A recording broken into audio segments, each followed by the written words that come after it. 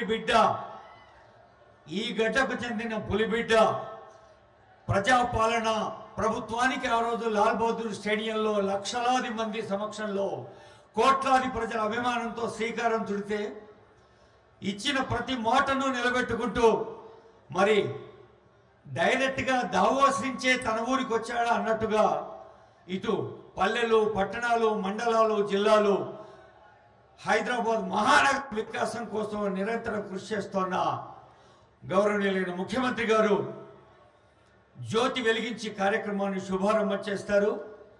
గౌరవనీయులైన ముఖ్యమంత్రి గారు, ఆనరబుల్ ఎమ్మెల్యేస్, ఎమ్మెల్సీస్, ప్రజాప్రతినిధులు, గౌరవనీయులైన రాష్ట్ర ప్రధాన కార్యదర్శి శ్రీమతి శాంతికుమారి ఐఏఎస్ గారు, ఇంకా సీనియర్ అధికారులు చాలా మంది వేదికపై ఉన్నారు.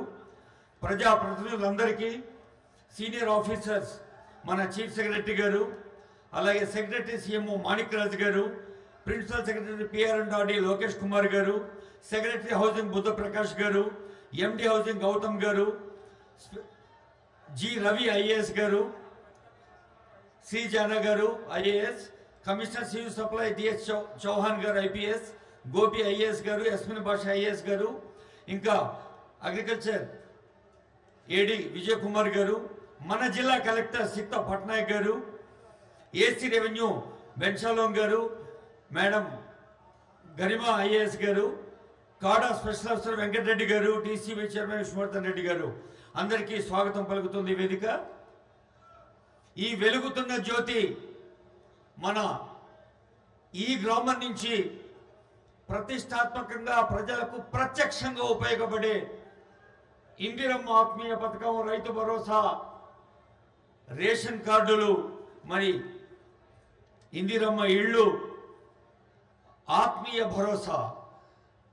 భరోసా అంటేనే ప్రజాపాలన ప్రభుత్వం. ప్రజల కోసం, ప్రజల వల్ల, ప్రజల చేత నడిచే ప్రజాస్వామ్యానికి పరిపూర్ణమైన అర్థాన్ని ఇచ్చిన గణతంత్ర దినోత్సవం రోజు ఆనరబుల్ సీఎం ప్రత్యేకించి మన ఊరు రావటం మనందరి అదృష్టం అని భావిస్తూ, ఇప్పుడు గౌరవనీయులైన ముఖ్యమంత్రి రేవంత్ రెడ్డి గారు ఒక సాంస్కృతిక పునరుజ్జీవనం, కల్చరల్ రినిజాన్స్ అన్నట్టుగా తెలంగాణ గీతాన్ని తెలంగాణ జాతికి అంకితం చేశారు. ఇప్పుడు అందరం లేచి నిలబడదాం.